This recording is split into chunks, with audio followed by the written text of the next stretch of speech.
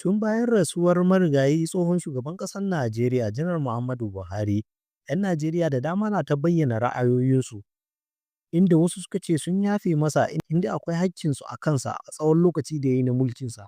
A daidai lokacin da wasu kuma suka ce su ba za su yafe ba, sai Allah ya saka musu haƙƙinsu. Malama Ummi wanda aka fi sani da TikTok coach, tana ɗaya daga cikin wanda suka yafe wa tsohon shugaban. Wannan dalilan guda biyu ne ya sa zan yafe ma Baba Buhari. Allah ka shaida, idan har da haƙƙina a kan shi wanda zai hana shi ya samu rahamaka Allah, na yafe mishi. Na farko, tun da ake abubuwan federal, ni dai an ce ruwan da ya taɓa ka shine ruwa ko? To ni dai bai taɓa ni ba, sai a zamanin Baba Buhari. Hoton nan da kuke gani a Jigawa ne aka yi wani program, wallahi ban san kowa ba, ina daga zaune. Wata ƙawata, kusan harkar Najeriya sai kana da connection.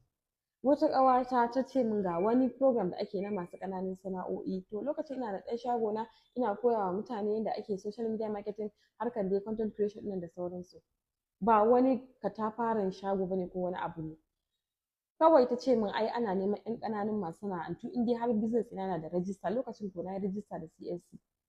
Aka zo shagona aka ɗaɗɗauki hoto da abubuwan da nake yi da business ɗina duka aka ɗora su, wanda dalilin yasa muka je Jigawa muka ɗan yi ɗan bayani, muka haɗu da mutane. Kusan harka dai aka ce ka fita wajen nan zaka samu opportunities, wanda alhamdulillah ina gode wa Allah. Na biyu, wannan N-Power ɗin nan na zo shi ma na same shi, alhamdulillahi mun samu abin da muka samu a lokacin.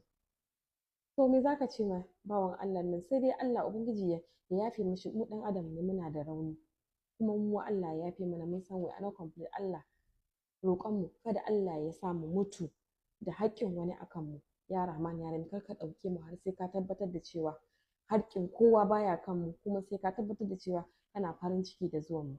Allah ka ji ƙan mu ba dan mun mutu ba, Allah ka yafe mana.